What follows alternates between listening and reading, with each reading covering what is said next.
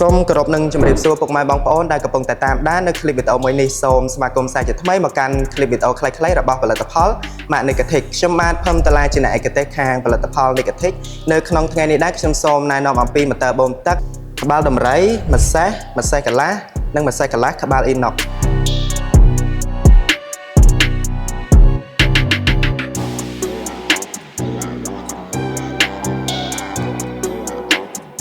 សម្រាប់ model ទី1 ម៉ាសេះ model NCW10HP ប្រើប្រាស់ភ្លើង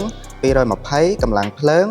750វ៉ាត់កម្ពស់ទឹក45ម៉ែត្របរិមាណទឹក3ម៉ែត្រគីបក្នុង1ម៉ោងនិងល្បឿនជុំ2850ជុំក្នុង1នាទី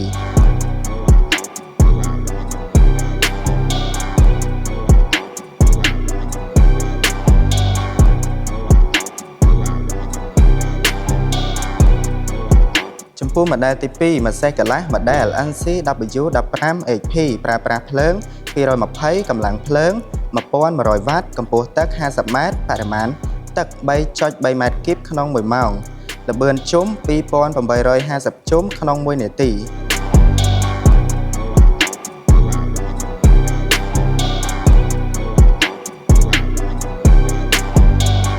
និង model ទី3 ម៉ាសេះកន្លះក្បាល Inox model NCW15HPS ប្រើប្រាស់ភ្លើង220កម្លាំងភ្លើង1100វ៉ាត់កម្ពស់ទឹក50ម៉ែត្របរិមាណទឹក 3.3 ម៉ែត្រគីបក្នុង1ម៉ោងល្បឿនជុំ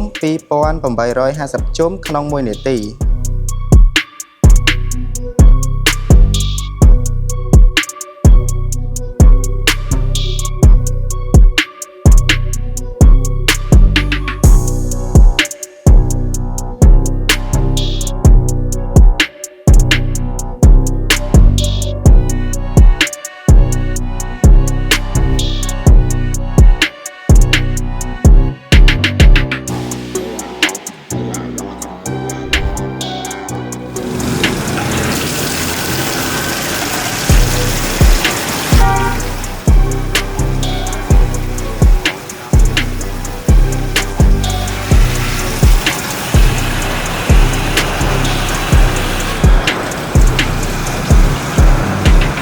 ជាពិសេសប្រើធន់តម្លៃសមរម្យនិងបូមទឹកបានច្រើន